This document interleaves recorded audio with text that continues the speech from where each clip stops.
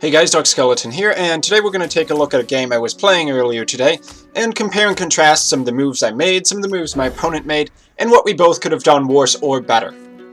Now in this game I'm running a Ramp Druid deck, which of course if you don't know, uses Wild Growth to get up to the high mana cost minions, and more or less skips the early game. While my opponent is playing a very standard Shaman deck, which consists of cards like Lightning Storm, Rockbiter Weapon, and Fire Elemental. Now you clearly see that I just drew into Wild Growth. If you ever have Wild Growth on turn 2 as a Ramp Druid, or really any kind of Druid, that's generally when you want to play it. It's really good if you get it out early on turn 1 if you cheat it out with the coin, or on turn 2 if you just play it regularly, and can also be very strong on turn 3. Now the Shaman's deck, if it wasn't obvious by playing Injured Blade Master, also runs Ancestral Healing. And that's something that isn't really recommended. Ancestral Healing is one of those cards which can be good. It can be kind of cute being able to heal up an Injured Blade Master to a 4/7 and give it taunt for 0 mana. But generally the card is just considered too weak because it's situational. It would require a target like Injured Blade Master. And it's just not recommended. There are better cards you can put in a Shaman deck. Now here I am sitting and thinking about how to take care of this Injured Blade Master. The first option is of course to Wrath it, and the second would be to use Keeper of the Grove and then innervate out a hero power. Both are reasonably valid, but generally if there's really no rush and you're playing something like Ramp Druid, you might as well just hang on to your cards. They're not putting any pressure on you and you're the deck that plays late game. Now the Shaman here goes for a Totem on his turn 3 play, which is extremely weak and illustrates a couple things. A, he made a huge mistake by coining out that Injured Blade Master, because now he can't play his 4-drop on turn 3.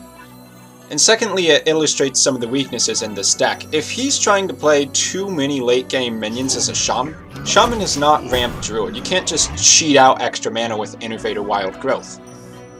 Now here I just put a 3/5 Sludge Belcher on the field to spend my mana efficiently, and he responds with a Chillwind Yeti plus trading his totem into my Sludge Belcher, which was actually very intelligent, because this almost certainly means that my Sludge Belcher is forced to lose its main body, going up against that Chillwind Yeti. Now as a control deck, it's important that I control the field, so I'm going to bring out the Keeper of the Grove, and just spend the rest of my mana on a hero power. Now here he brings out a second Chillwind Yeti. I'm almost certain he had at least one of those in his hand on turn 3. Once again, if he had saved his coin, he would be in a much better spot right now because his turn 3 wouldn't have been completely wasted. Now here I'm considering bringing out Galban Mekatork. When I look at his hand, I believe that he has at least one Hex in it, so I need to throw something out there to be Hex bait. I could technically innervate out Kel'Thuzad, throw those creatures at the Chillwind Yeti, and then get them back, or put out the Ancient of War, but I consider both of those cards to be too valuable to take the first Hex, if at all avoidable. Now this may have been a mistake here, as you'll see I have 4 minions on the board. Shamans almost always run Lightning Storm if they have it available. Now given that he had Lightning Storm, it's more debatable whether Galban was the right choice to play, since of course the mech gets destroyed for free. However, at the same time, if that mech had not hit the field, which is negligible as a minion at best, then he probably would have saved his Lightning Storm for the future. And if I had played the Ancient of War, I would just be eating a Hex instead. Neither situation is particularly great. At this moment in time, I know that the Shaman still has not played a single Hex, so I'm almost certain if I throw out my Ancient of War or I throw out my Kel'Thuzad, it's gonna get hexed.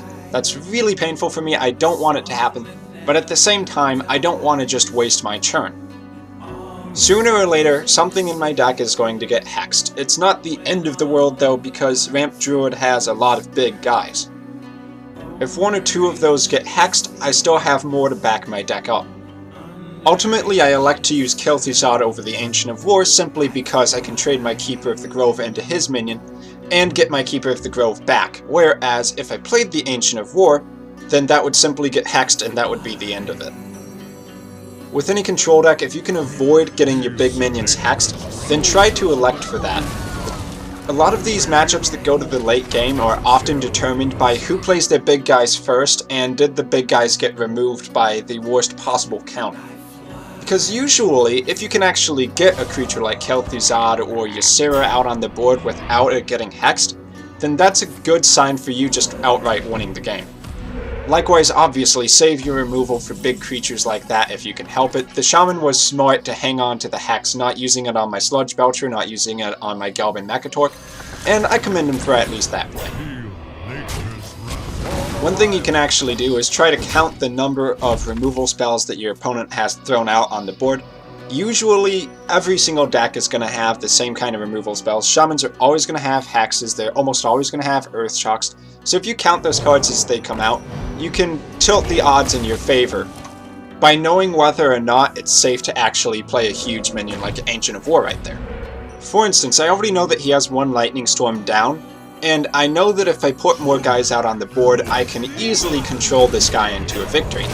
Therefore, I throw my Sludge Belcher down and I throw my Sentient Shieldmaster down, because I'm pretty confident that no matter what he has in his hand, he will not be able to correctly respond to this.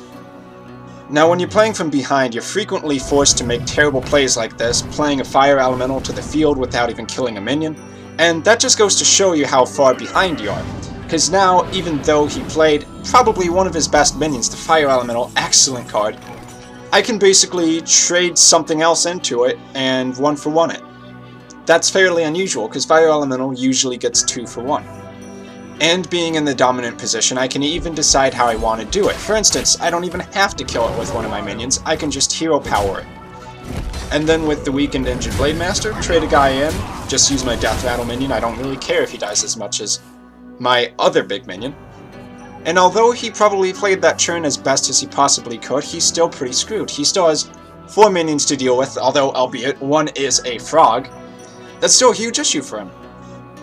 Not even the second Fire Elemental is actually going to do enough to turn the game around. And that just shows how bad of a spot this Shaman's actually in, because Fire Elemental is usually the card which does turn games around, or really establishes a Shaman's board dominance. Now, probably getting the top deck of the century here, I can play Cenarius, buff 4 creatures up with his effect, which just means I basically win the game right there. This sequence of big taunt minions into a huge card like Cenarius really illustrates just how unfair a ramped Druid can be in the late game. Removal isn't enough because the Druid just has too many huge minions for a couple of removal cards to deal with. And this is how Ramped Druid wins. Most decks just don't have enough cards in there to actually deal with what a Ramped Druid throws on the board. And all this time, even if he used something like a Doomhammer to clear my board, you can see that I have a Harrison Jones on my hand, which would basically mean he plays a Doomhammer, I win the game. And now finally, you see him bring out his 2 Ancestral Healings, which goes to show how useless of a card that can actually be. Yes, it's pretty good with Injured Blade Master, but overall, there aren't that many really useful applications for it in an average game. And that's why you never see the pros running it. So this game clearly illustrated a few things. Firstly, for a class like Shaman that relies so much on tempo, if your early game sucks, then that's going to be a big deal, especially against a control deck. Secondly, really think about your coin usage no matter what class you're playing. A strong turn 2 into a worthless turn 3 is actually not good. So I've been Dark Skeleton, and I hope you found this video useful. If you'd like, feel free to leave a comment down below, and I will see you all next time.